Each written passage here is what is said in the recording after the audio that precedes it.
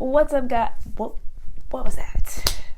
What's up, guys? It's Jasmine, but my subscribers call me Jazz. And I know what you're thinking. What the fuck you been at, baby girl? As of today, I officially am done with my first semester of grad school. Yeah! Thank you. It was horrible. No, I'm kidding, but it was definitely a lot of work. So, different video about that later. Right now, we're here because you think you might be in a situationship or you want to avoid a situationship in the future, and trust me, I heard that, okay? Before I get started with 3 signs that you might be in a situationship, I'm going to talk about what a situationship is in the first place, because some people don't really know exactly what it is. I looked it up on Urban Dictionary, and a lot of people don't know what it is either, because I got so many different responses. For example, the top comment or the top definition of a situationship was, let's just chill, have sex, and be confused on the fact that we are not together but have official emotions for each other. Somebody is upset. I can understand that. Another one says, it is a state of mutual exclusiveness or commitment to an individual without the officialness or label, which I think is my favorite definition. Like, this is the definition I agree with the most. Someone else said, it's a relationship that has no label on it, like a friendship, but more than a friendship, but not quite a relationship. It's confusion. That's what it is. Let's just call it what it is. It's confusing, and you don't deserve that. So here are 3 signs that I've been through in the past. It might not be the same for everybody, but these are 3 signs that you need to jump off the situationship because it's going nowhere. Run the intro.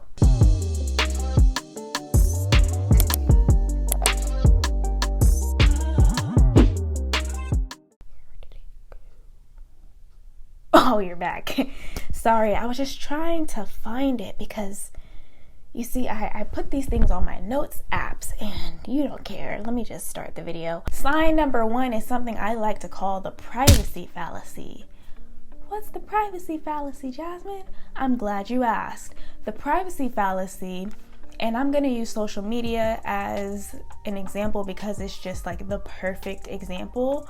The privacy fallacy is when they claim that they are a private person, but you are very much a secret. So that's why no one really knows about you. And that's why, they don't really post about you on social media.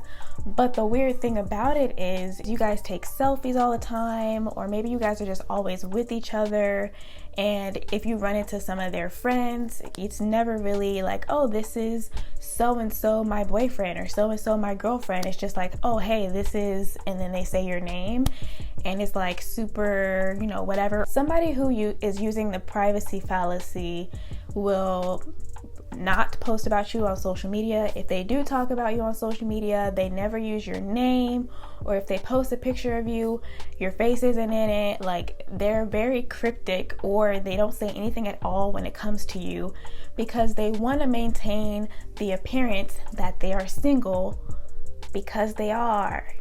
You guys are not official, so why claim you in the first place, even though you guys are very much giving each other relationship energy. Now, before anybody gets upset, because I know people are probably like, well, I'm a private person and I don't post my significant other on social media. There's a difference between privacy and secrecy. Privacy means nobody knows much.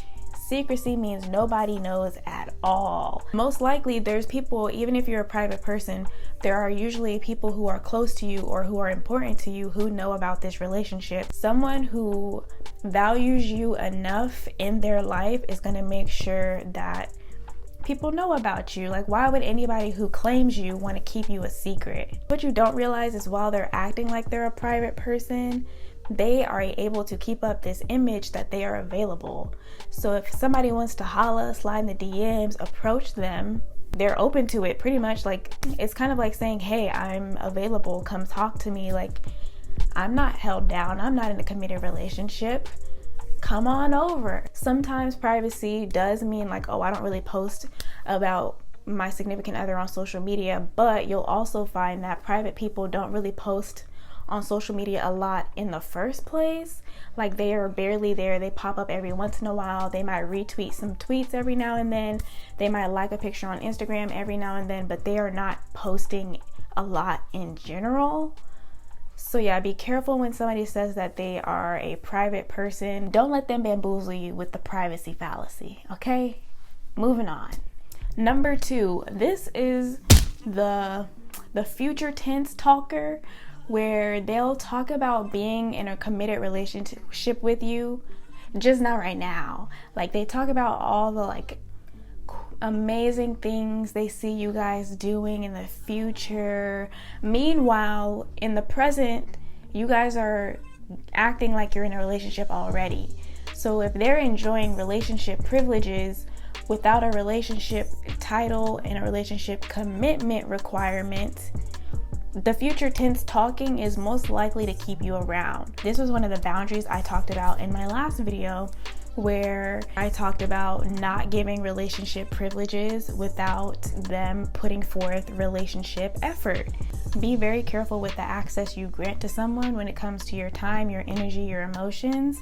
There's a saying, why buy the cow when the milk is free? I think that's how it goes. But yeah, it's very much the same idea with somebody who talks about the future all the time. Meanwhile, they're enjoying the milk every day. They're doing that to keep the cow around. Like, you're the cow, you're giving out milk, and they're caressing you with their, you know, have you ever heard the term sweet nothings? Sweet nothings is pretty much a bunch of sweet talking, but there's like nothing behind it. Like, there's no intention behind it. They're just saying what you want to hear, basically. Some of those excuses might be, oh, I'm just not ready for a relationship right now, or I got a lot going on. And then they'll talk about like what they'll do in the future. If they don't have any plan for how they're going to get to the future, go ahead and stop talking to them right now. Because if a man or a woman without a plan for how they are going to make room for you in their life like they say they will, it's sweet nothings. They're just running their mouth to like tell you what you want to hear. Now, don't get me wrong, there are people who genuinely have plans to commit to you sometimes, but they have to get some stuff in order. But somebody who's serious about that, they are going to lay it all out. Like, hey, I gotta do X, Y, Z. Once I get all that stuff out the way, I'll have more time and I'll be able to give you the attention you deserve, blah, blah, blah. But once they tell you that stuff, you start to watch to see if they're actually going to fulfill their word. And in the meantime, set the necessary boundaries so that they aren't getting the milk for free. You know what I mean? Like, make them buy the cow. Don't give them the milk for free when they said they're going to work to buy the cow. If they're going to work to buy the cow, meaning if they're going to work to get what they want to be so that they can commit to a relationship with you, make them prove themselves. I just recommend that you lay off of the relationship stuff if they didn't put you in a relationship status. Okay. Last but not least, the third sign that I have for you that's pretty obvious is when you start asking yourself, man, what are we?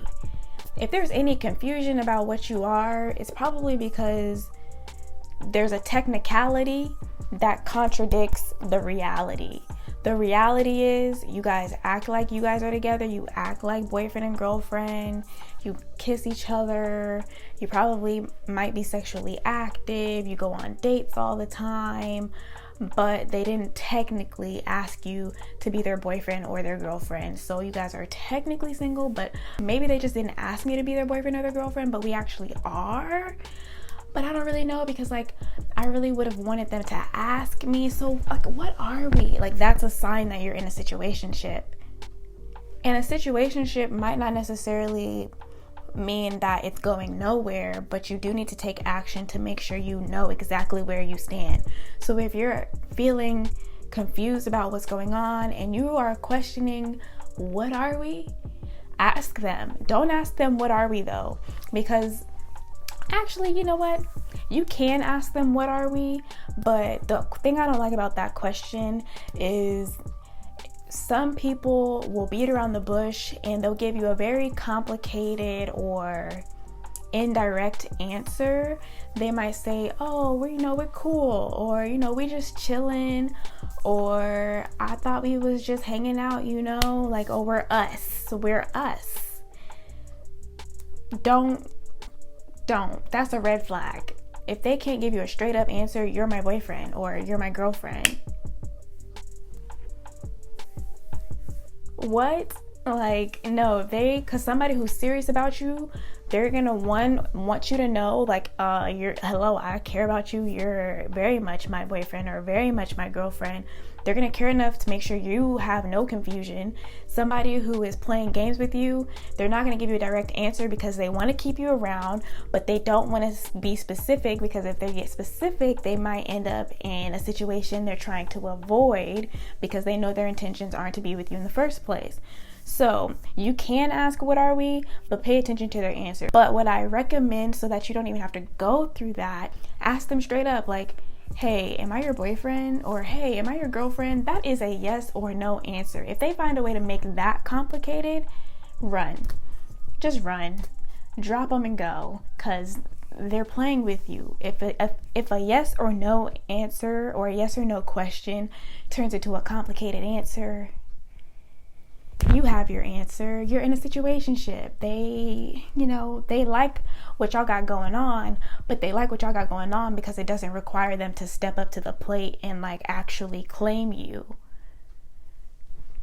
It is what it is. I'm sorry. Those are 3 signs that I've gone through. If you have any other signs, drop them in the comments below. If you disagree with me, state your case. But those are 3 signs from my experience. Let's help each other out though, because 3 might not be enough. There might be some other signs that you've gone through, so definitely leave them in the comment section.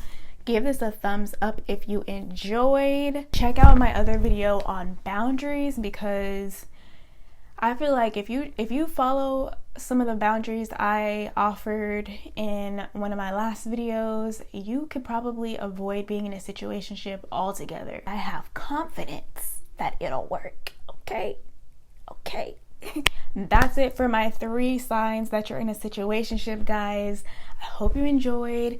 This is my first video in like a month, so I'm a little rusty, but I'll be back with even more videos. You already know. We're back and we're better. I have 2 weeks off before my next semester for the summer. So let's see what we're gonna do. Drop some video requests if you have any. I'll be back again soon with another video. And maybe another video after that. And maybe another video after that. And maybe another video. No, I'm just playing, but like this video if you enjoyed it, subscribe if you aren't already, and I'll see you guys in my next video.